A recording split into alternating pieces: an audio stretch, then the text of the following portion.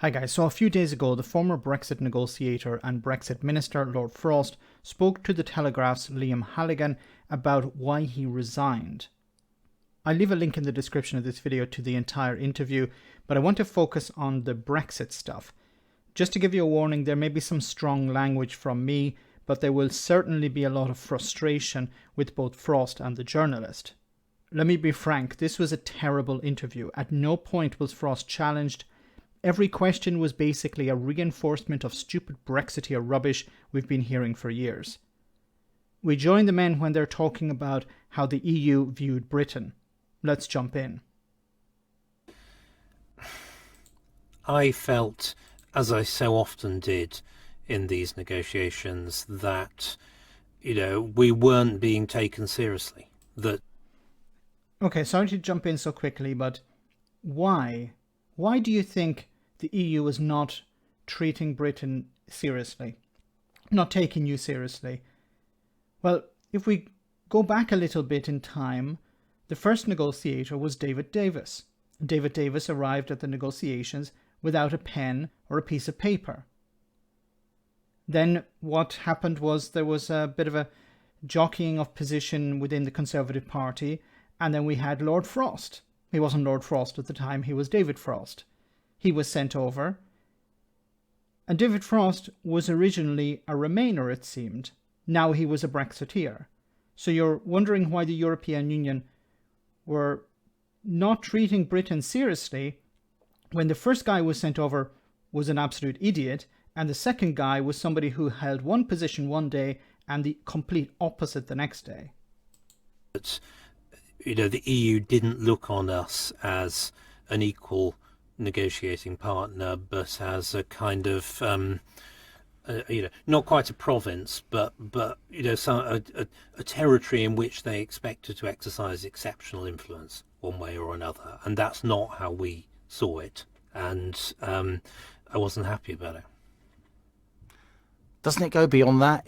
Isn't it about more than just disrespect to deliberately focus on an area of policy making where the UK, where the Republic of Ireland, where many people have put in enormous effort over many years, risked their lives and literally died in the process. If you think about some of the political giants in Northern Ireland who made the Good Friday Agreement possible, to deliberately target that, doesn't that go beyond just disrespect?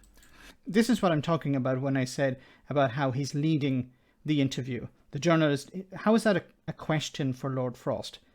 Now, what he's talking about here is Northern Ireland and how the EU actually cared about Northern Ireland. The Brexiteers didn't.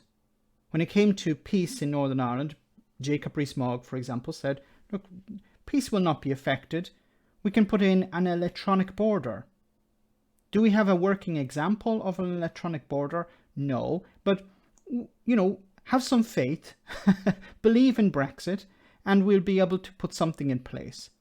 And the response from the European Union was, no, we need to have something tangible, something we can look at, something that we can test. And the response from Brexiteers was, stop trying to make things difficult. So I think it does. I don't think everybody in the kind of EU team and the EU policy making necessarily saw it like that. I think a lot of them didn't really realise the complexities of Northern Ireland and I'm sorry to be interrupting every few seconds. The people of the EU didn't understand the complexities of Northern Ireland. Brexiteers were saying, stop talking about Northern Ireland, it will not be an issue. And people on the Remain side said, yes, it will.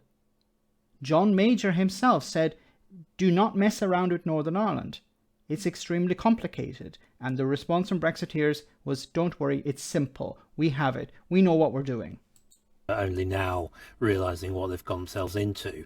But yeah, I think it was quite shocking. And I think one of the problems we had when we came in 2019 is that a lot of the damage had been done. A lot of the positions of principle had already been conceded on that, and that's one of the reasons why we, have a somewhat unsatisfactory protocol as a result. Now, Theresa May, as we both know, has a lot of personal... Wow. Wouldn't you imagine he'd say, well, then why did you sign it? If you were unhappy with what you were handed, then why didn't you walk away from it? Why didn't you say, I can't negotiate this? I can't. What's very interesting about Lord Frost is that when he negotiated the withdrawal agreement, he returned, big smile on his face, he handed it to Boris Johnson. Boris Johnson allegedly read it, and he signed it. And there was a lot of fanfare about it. It was the oven-ready deal. Wonderful, fantastic, but wonderful for both sides. And now he's saying it wasn't all that great because of Theresa May. And the first response from the journalist is not to ask him, then why did you sign it? Why didn't you say, I can't work with this, I'm leaving, I'm resigning. Sorry, Boris Johnson, you're going to have to find someone else. I can't put my name to this. Personal qualities. She's contributed a huge amount to public life. But how do you think historians will judge her as the facilitator or otherwise of Brexit during her premiership? So, as you say, I think she's got a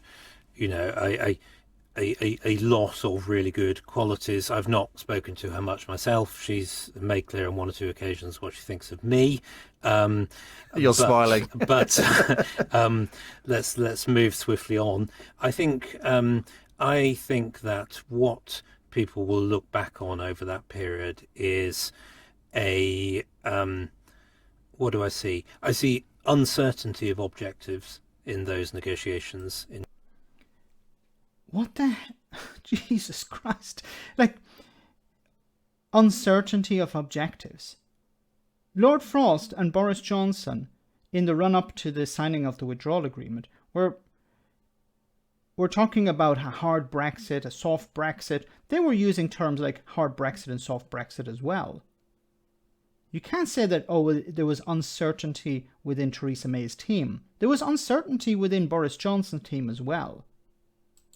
In 2017, 2018, was it going to be soft or hard Brexit as people see it?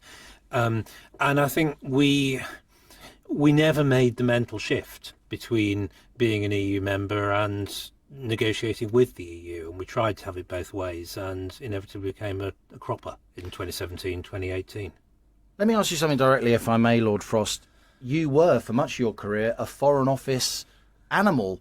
You were our ambassador to Denmark, no less. You were, let me get this right, the FCO's EU Director and Director for Europe and International Trade. Then at the... He was also responsible for Scottish whisky. And while he was responsible in that role for protecting Scottish whisky, for negotiating, but he was involved in that, the United States slapped a tariff on Scottish whisky, and he didn't go to the United States to sort it out. Department for Business Innovation and Skills. You really get Whitehall. You were a proper insider. Were there people in Whitehall who were deliberately trying to scupper Brexit? If there were, I never met them. I think there were a lot of people who saw the right thing as being soft Brexit, as it were, and couldn't quite So as near to remain as possible. Yeah. Couldn't quite stay in the single market, stay in the customs union, even though they are the two main legal structures of European Union membership. Yes. I never saw any sabotage. I don't believe there was sabotage, but I do think that, the kind of intellectual midpoint of the civil service on this was, the European Union is a jolly good thing, and it was a very bad thing that we were leaving it. And isn't it strange how the last year has demonstrated that they were right? It took a long time to kind of move the system around to kind of getting it in the right place. But sabotage or undermining, I don't think so. No, I think we almost didn't have Brexit. It's only because 28 Tory MPs, the so-called Spartans, were very, very, very unreasonable in the eyes of much of the country that we actually got Brexit done. Yeah, the Spartans. Was it Mark Francois and Brexit hardman Steve Baker? Yeah, these are the people who delivered Brexit. These are the people who wanted a hard Brexit. These are the people who were willing to throw Northern Ireland under a bus. Not the EU. The so-called Spartans. Absolutely. What damage would it have done to our democracy had that vote not been implemented? So I totally agree, and I think that's one of the, when we came in 2019, we we faced a situation where a lot of the points of principle on Northern Ireland had been conceded, and where the constitution was being shredded, and where we were extremely worried we're not going to get Brexit at all at any form. And that's why we took the strategic decision that it must be delivered as quickly as possible. It must be delivered in a way that gives the country free choice about the future. And we had to deprioritise other things to get that done. Wow. We had to deprioritise other things. Is he talking here about the pandemic? But if he's talking about 2019, no, he's not. But we've seen after, in 2020, when it came to the TCA, how other things were deprioritized for Brexit. Done, and in the end we did get it done. But I think there obviously was an attempt to stop Brexit, but I believe it was the political establishment in cooperation with some in the European Union who were trying to sort of have a second. Could we have some names, please? It'd be wonderful to know who in the European Union was trying to stop Brexit. I don't believe there was anyone in the European Union trying to stop Brexit. People thought it was a bad idea.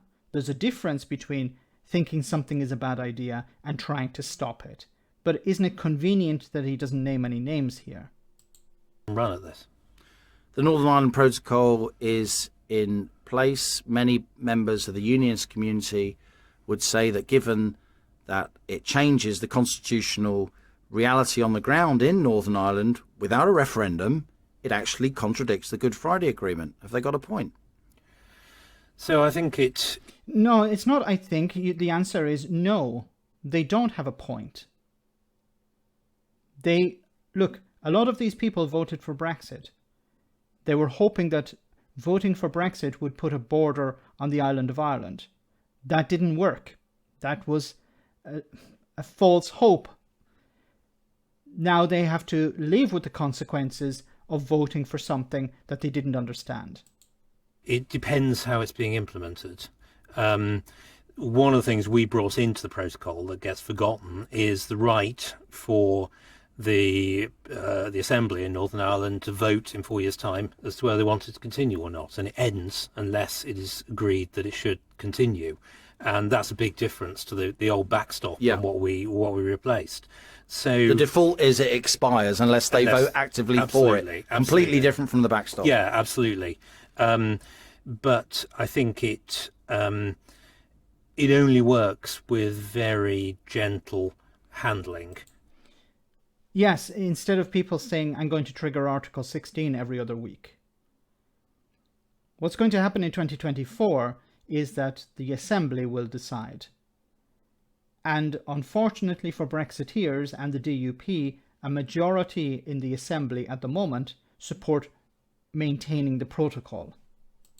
And it hasn't had that. Yeah, the EU's been doing more checks.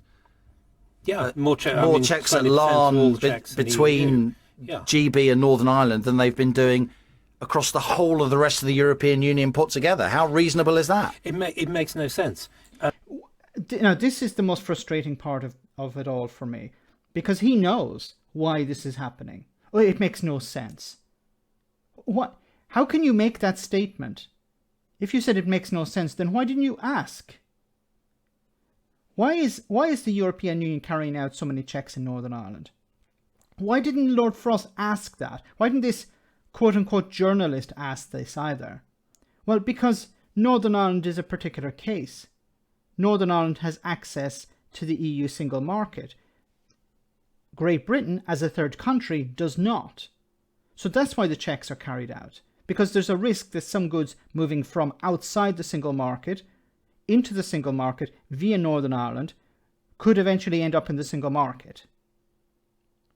So checks have to be carried out. If you're another third country, you're not allowed to export certain items into the single market. So if you're not allowed, there's no need to carry out checks. If there's a possibility that some of these goods could flow into the single market in the Republic of Ireland, then you need to carry out checks. Now, this is not so much about checks, it's about declarations. But the European Union have eased, they have cut about 80% of these checks. So the checks are not really a concern. And if you listen to businesses in Northern Ireland, the checks are the least of their concern. The problems that are facing businesses in Northern Ireland are consequences of Brexit, principally the lack of availability to access to labour. I highlighted it before. There are businesses on the border between Northern Ireland and the Republic of Ireland where workers from the Republic would normally just cross the border. There's no border there, just cross from one county into the other to work. Now it's much more difficult because freedom of movement has ended, a consequence of Brexit, nothing to do with the protocol. So I'll leave a link in the description, guys, if you want to watch the entire interview. It's basically this journalist leading Lord Frost into certain questions. There is no real pushback here. There's no challenge. And, you know, it's one Brexiteer talking to another Brexiteer. And it really is, frankly, a waste of time. But I thought it was necessary to cover it. Let me know in the comment section, guys, what you think. As always, your comments are greatly appreciated. Thanks a lot. I want to say a big thank you to all of my patrons. You ensure that this channel continues to exist. I'm eternally grateful for all of your support. If you join Patreon, you will receive instant access to our Discord server, where we have both audio and video chats. You can chat with me and other patrons, where we discuss important and non-important issues. Becoming a patron per month costs about the same as a large coffee, so why not check it out?